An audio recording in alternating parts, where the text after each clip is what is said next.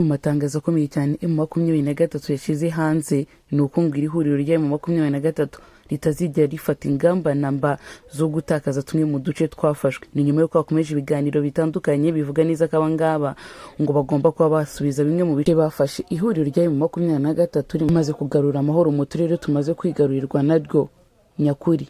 Inzira kuri ubu ngubu niyo gufata utundi duce dutandukanye two mu burasirazuba bwa Repubulika ya Demokarasi ya Kongo. Abarwanya M23 ubu bagenzura ibice binini by'intara ya Kivu y'Amajyaruguru ndetse na Kivu y'Amajyepfo n'imijyi nka Goma, Bukavu n'imijyi mikuru cyane izwi muri izi ntara. Ni mu gihe kandi bikubiye mu mujyi wa Uvira mu kwezi kwashize byavugwaga neza ko uno mujyi bagomba kuzawuvamo. Gusa kuri uyu munsi mu rukera rw'uyu munsi nibwo bavuze neza ko rwose mu batekereza ko bazigera bava mu mijyi bafashe bari guhomba cyane, kuko ngo ibingibi ntibizigera bikunda. Umuhuzabikorwa FC23 cyangwa M23 Colonel Nanga icyo gihe yatangaje ko byari mu rwego rwo gusigasira intambwe ziherutse guterwa mu biganiro bya Doha muri Qatar hagati y'uyu mutwe ndetse na leta ya Kinshasa. Ubutegetsi bwa Kinshasa bwo bwavuze ko ari uburyarya bwa M23 igomba gusubira mu mirongo ndetse ikanasubira inyuma. Nyamara icyo batari bazi ni kimwe n'uko M23 itazigera n'umunsi n'umwe isubira inyuma. Ni mu gihe amakuru amaze iminsi avuga ko leta ya Kinshasa yivanye mu biganiro bya Doha bigamije kugera ndetse no kugarura amahoro mu burasirazuba bwa Repubulika ya Demokarasi ya Kongo ku mpande zombi. Minisitiri w'itumanaho wa leta ya Kinshasa cyangwa Repubulika ya Demokarasi ya Kongo Patrice Muyaya aherutse kubwira radiyo ko batazongera kuba bajya mu biganiro na M23 niba uwo mutwe utarakeneye ndetse yewe utaragiye utwara bimwe mu bice bitandukanye ngo ibyo ngibyo bazabyihorere. Kandi yaragize ati niba uwo mutwe utarekura bimwe mu bice bagiye bafata bagenzura kugeza amagingo angaya, ndamye ndashidikanya ko nta mpamvu y'ibiganiro hagati yacu ndetse n'uyu mutwe wa 20 ndabihurizaho na Perezida Felix Antoine Tshisekedi Tshilombo umaze iminsi aca ibiti n'amabuye ajya muri Angola kwaka ubufasha kuko nta cyizere agifitiye ibiganiro bya Doha. Tshisekedi kandi cyangwa leta ya Kinshasa nihema gusaba cyangwa ntibura gusaba M23 bimwe mu bice byafashwe nayo, ivuga ko ubusugire bw'icyo gihugu bugomba kubahirizwa. Ibi bishingirwamo bimwe mu bihugu bitandukanye bivuga ko abarwanyi bagomba kuva muri ibi bice. Nyamara leta ya Kinshasa yo kugeza amagingo anga ikavuga neza ko M23 igomba kuva mu bindi bice bitandukanye byo mu burasirazuba bwa Repubulika ya Demokarasi ya Kongo. Iyi raporo ivuga ko FC23 ishaka kuba ubundi butegetsi buharanira leta ya Kongo, ishyiraho inzego z'ubutegetsi n'ubucamanza, iz'imisoro n'inzego z'umutekano, bisa nko kuba ishaka kwigarura kino gihugu cya Repubulika ya Demokarasi ya Kongo. Ku batabizi rero, kimwe mu bintu bitangaje kandi bigomba kubaho ni uko ngo leta ya Kongo itazigera n'umunsi n'umwe yemera ko bino bice bizafatwa.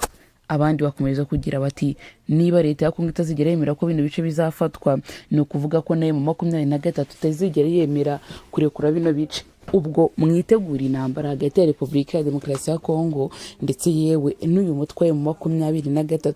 Ni intambara igomba kubaho kandi nyine abazayishoza n'ubundi barahari, kuko bamwe bari kugira bati ntituzigera n'umunsi n'umwe twemera ko bimwe mu bice mwafashe mu bitwara. Abandi nabo bakavuga ko rwose batazigera bemera guhara bimwe mu bice bagiye bafata. Sibyo gusa rero, andi makuru ari kuvuga mu burasirazuba bwa Repubulika ya Demokarasi ya Kongo ni uko muri iki gihugu ibintu bikomeje guhindura isura, bikavugwa neza ko ibikomeje kuba mu burasirazuba bwa Repubulika ya Demokarasi ya Kongo ari ibintu biteye ubwoba. Ngo ni nyuma y'uko kino gihugu cya leta ya Kongo cyangwa kino gihugu cya Kongo kimaze kuvuga ko noneho ibiganiro by'amahoro bizajya bibera muri Angola, banze ibiganiro bya Qatar. Ubu bari gusaba M23 kujya muri ibi biganiro. Iyi leta kandi nanone ngo biri kuvugwa neza ko ikomeje kubwira abaminisitiri n'abandi bayobozi batandukanye kujya birinda mu byo bavuga, harimo no kuvuga ibyo batateguye, ngo bityo ngo bikaba byatuma amahoro n'umutekano mu burasirazuba bwa Repubulika ya Demokarasi ya Kongo bikomeza kujya hasi. Aba kandi wengeyeho amagambo akomeye cyane agira ati nubwo bwe mubona ko ibintu byoroshye, nyamara nta kintu na kimwe cyoroshye kiri ahangaha. Ahubwo intambara yo mu burasirazuba bwa Repubulika ya Demokarasi ya Kongo ni ikimenyetso cyiza kigaragaza ko nibyo dutekereza ko bitazakunda aribyo byonyine byiteguye gukunda. Abangaba ni bamwe mu bantu bari kuvuga neza ko kimwe mu bintu bikomeye biri kuba mu burasirazuba bwa Repubulika ya Demokarasi ya Kongo ari iyi ntambara.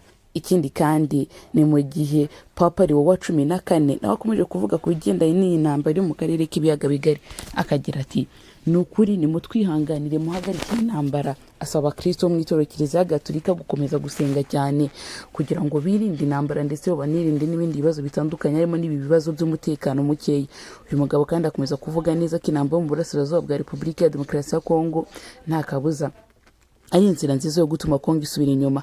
Uyu mugabo kandi akomeza no kugaragaza neza ko Kongo ari imwe mu bihugu bikomeye cyane biri ku isi, nyamara ngo ni ibihugu bikomeje kugaragaramo umutekano muke. Ni mu gihe ku mupaka w'igihugu cy'u Rwanda ndetse n'u Burundi ibintu bikomeje guca ibintu, bakavuga neza ko ibintu bikomeje kubera ku mupaka w'igihugu cy'u Rwanda n'u Burundi ari ibintu bikomeye cyane. Abandi bakomeje kugira bati ahubwo Abarundi n'Abanyarwanda bose muri rusange ni abantu bashobora kuba batazahindura amateka yabo.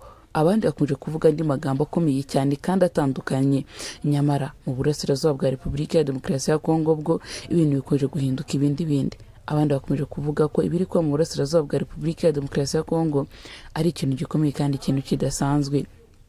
Aya namwe mu makuru ari kugaragaza neza ko ngo ni mu gihe muri Leta Zunze Ubumwe za Amerika iri kwitegura intambara ya gatatu y'isi hagati y'igihugu cya Leta Zunze Ubumwe za Amerika ndetse n'igihugu cy'Uburusiya. Muribuka neza ko mu minsi yashize igihugu cy'Uburusiya cyakoze gutya kigakora ibintu biteye ubwoba, maze bakaza gufatirwa ubwato bwabo muri Atlantique bugafatwa na Leta Zunze Ubumwe za Amerika. Bikavuga neza ko buno bwato bugiye gupakira petrole zitandukanye zari ziri n'ubundi muri Venezuela.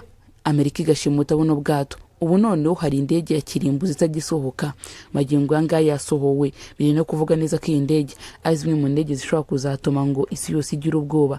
Ese mwebwe muri kubitekereza gute? Nibyo koko iyi ndege iri kwitegura intambara ya gatatu y'isi?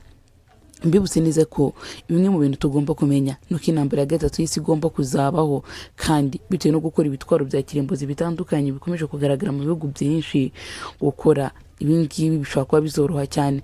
Amerika rero yagaragaje neza ko iyi ndege y'intambara perezida ashobora kuba yahungiramo n'ibindi bintu nk'ibyo yasohowe. Ese benshi bakomeje kwibaza iyi ndege y'intambara niyo guhangana cyangwa n'ikindi kintu gikorwa gitandukanye gishobora kuba kigiye kuba. Abandi bakavuga neza ahubwo ko ibikomeje kuba mu burasirazuba bwa Repubulika ya Demokarasi ya Kongo ndetse no muri Amerika ari ikimenyetso cy'uko isi yose yitegura kwinjira mu ntambara ya gatatu y'isi. Namwe niko mubyumva? Dore muri comment section kandi mukoze kugira ibihe byiza. Ndabakunda cyane, umugisha amahoro w'Iteka atanga akomeze kubana namwe. Ngayunguko rero reka tuzarebe mu bindi biganiro bya mukanya. Muze kwifuriza ibihe byiza mwe mwahisemo gukanda subscribe ku muyoboro wacu wa YouTube. Babwire ni amakuru yacu nakagaruka kandi mukoze kugira amahoro n'umutekano mu bice bigiye bitandukanye bya hirya no hino ku isi yose hatandukanye. Stay safe, be blessed, we love you so much.